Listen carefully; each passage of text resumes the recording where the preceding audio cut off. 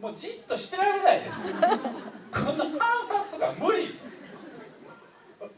それは3もそうですね。子供ですから、ここだけの話やけどね、あただけに言うけどね、もう絶対あっちこっちで言ってますから、それ無理なんですよ、数字的に見てね。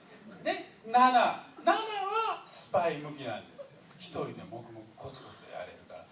であれは偶然7を選んでるわけじゃないんですよ。これ本当の話。